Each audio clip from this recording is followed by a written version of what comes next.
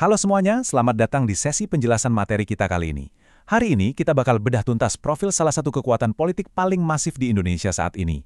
Nah, analisis mendalam ini dipersembahkan oleh EasyWin Political Insight, mitra terpercaya buat kalian yang pengen paham betul dinamika kebijakan dan arsitektur politik nasional kita. Kita bakal bongkar semuanya nih, mulai dari posisi mereka sekarang, jumlah kursi, capaian-capaian besar sampai ke kontroversi yang ada. Terus kita juga bakal flashback sedikit ke sejarahnya, siapa aja sih tokoh penting di balik layar, dan tentunya kita bakal bahas proyeksi langkah mereka ke depannya. Jadi siap-siap ya, karena pembahasan kali ini benar-benar bakal ngebuka wawasan kita. Oke, kita langsung mulai aja ya. Coba kalian bayangin angka ini, 33,5%. Gede banget kan? Ini tuh bukan sekedar angka acak. Ini adalah proyeksi elektabilitas Partai Gerindra dari survei Indonesia Political Opinion di bulan Oktober 2025. Sepertiga dari suara nasional kita ngumpul di satu institusi ini. Angka ini secara absolut ngasih tahu kita satu hal. Mereka udah bukan lagi penantang. Mereka sekarang adalah pemegang kendali utama di lanskap politik kita. Nah, buat memandu kita, ini 5 poin utama yang bakal kita bahas hari ini. Mulai dari posisi kuat mereka saat ini, sejarah berdirinya, tren kenaikan kursi di parlemen, kebijakan serta kontroversinya, sampai ke proyeksi masa depan partai ini. Kita masuk ke bagian pertama, posisi kuat Gerindra saat ini. Kalau kita ngomongin posisi mereka hari ini, Gerindra itu bisa dibilang udah jadi pusat gravitasinya kebijakan publik di tahun 2026. Dari pemilu 2024 kemarin aja, mereka berhasil ngeraup lebih dari 20 juta suara.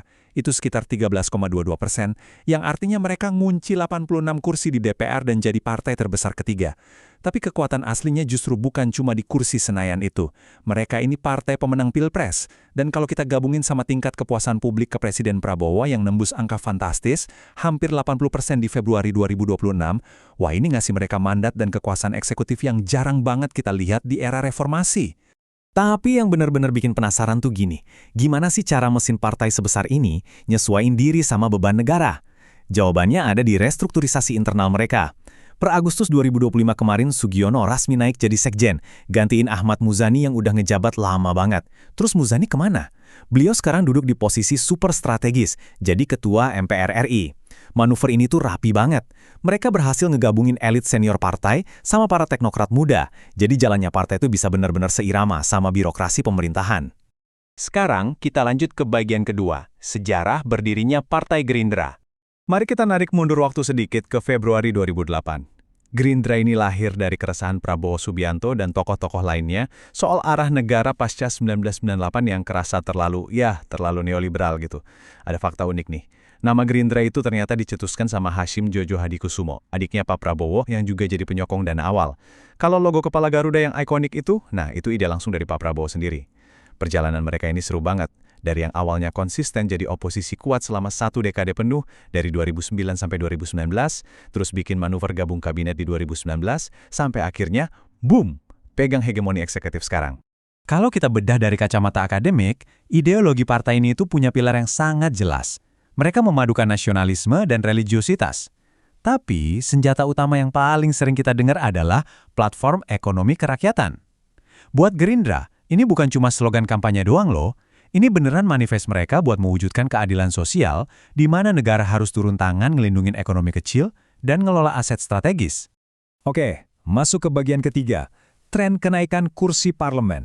Coba perhatiin trajektori elektoral mereka, ini benar-benar konsisten naik terus.